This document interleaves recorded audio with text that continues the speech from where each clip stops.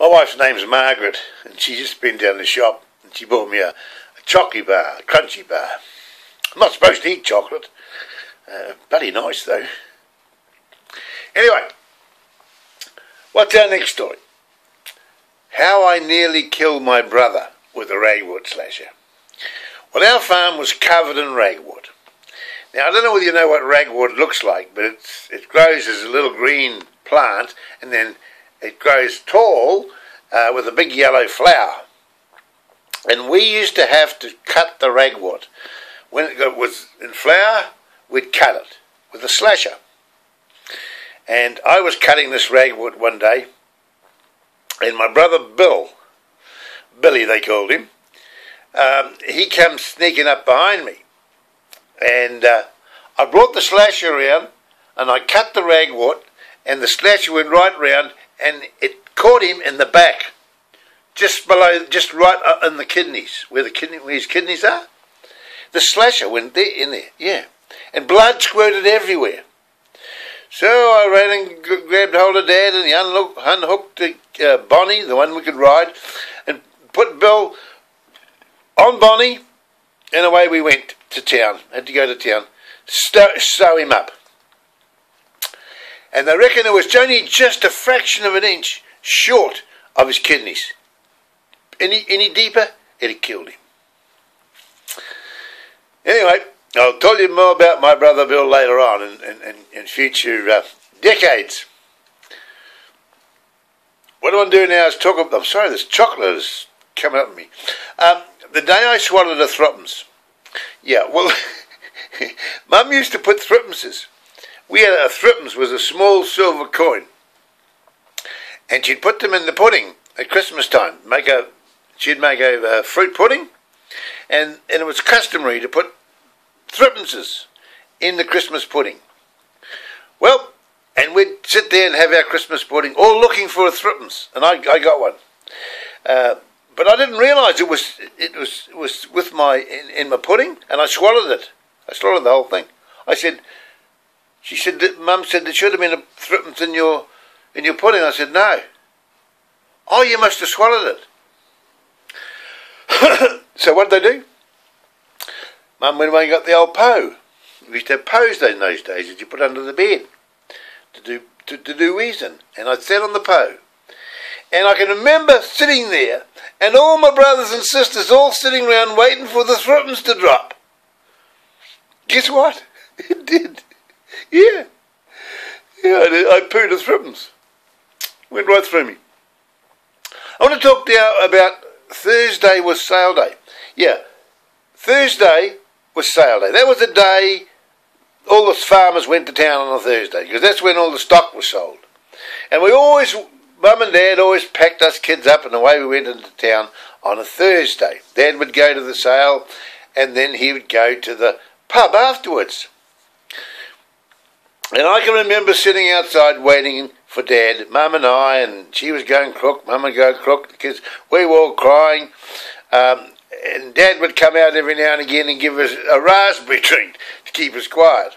In those days it was 6 o'clock closing. The pubs all closed at 6 o'clock. So the men had to drink as much as they could in the first, up until 6 o'clock. In the finish, I used to get out of the car. We had an old Vauxhall car.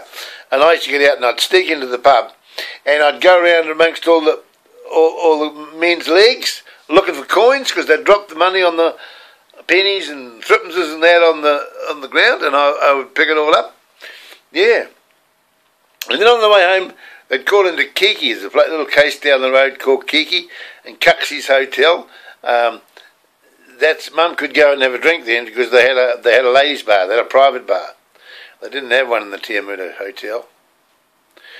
Anyway, one day, Dad brought home this woman from the pub, from the Cuxie's pub in Kiki, because we're having a party at home. And he said, "I'll come home and join us at the party." Well, she came home, and when she met my mother, they were like red rags to a bull. Mum didn't want her there, so this woman went mad. And she got her arm. Mum had all her good crockery and that on the table with all the food, and this woman just swept the lot onto the floor. Wow, she was bloody crazy. And I can remember Dad grabbing hold of this woman and ringing up on the phone to get a taxi to come and get her. And we were scared, us kids. We went out to they'd set up a bar out in a little shed, and Ted was the barman, and Uncle Ted, we said, we're scared, Uncle Ted, there's all the fighting and yelling and screaming. He said, get in here under the bar. They won't find you in there. So I can remember me and my sister getting in there. I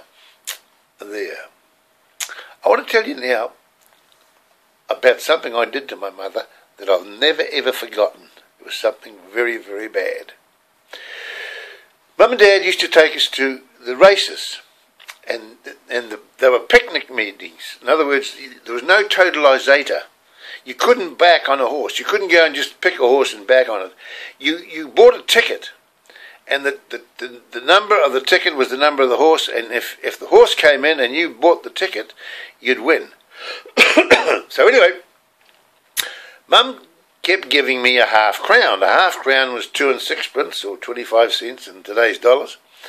A half-crown, and to go and buy a ticket, because that's how much they cost. And of course, I'd always lose, never won. So anyway, Mum said, you've had enough, Ronnie. I'm not giving you any more money for tickets. That's to finish. And I was a bit disappointed. So what I did when Mum wasn't looking, I stole a half-crown out of my mother's purse. Put my hand in, got the half-crown, went and bought the ticket. Guess what? The horse won. The horse won. I got all this money. And I went back to my mother and I said, look at all the money I got, Mum. Where'd you get that from? I said, I bought a ticket and it won. She said, where'd you get the half-crown? I said, I found it on the ground. Wow, Mama was going around screaming to everybody about all this money I won. And I found it on the ground. But that's not the worst part. Mum died. And when she was dying, I wanted to tell her. You see, I never told my mother I pinched the money out of her purse. I wanted to tell her all my life, and never did. But she died before I could tell her. So just remember, whatever you do, be honest. Tell people. You know what happened then? Mum and Dad sold the farm. When I was 10 years of age, Mum and Dad sold the farm. And I cried. I cried because I wanted to be a farmer. I love farming. I love being on a farm. But they sold the farm. They had to sell the farm because it was just after the Depression, and, you know, there was no money in farming for them. So, I'm going to pick up the next part of my story and tell you what happened when we moved, where we moved to, what happened then in the next decade of my life, which would have been 1951 to 1961. So I'll see you back here for the second decade in the true stories in the life of Ronnie B.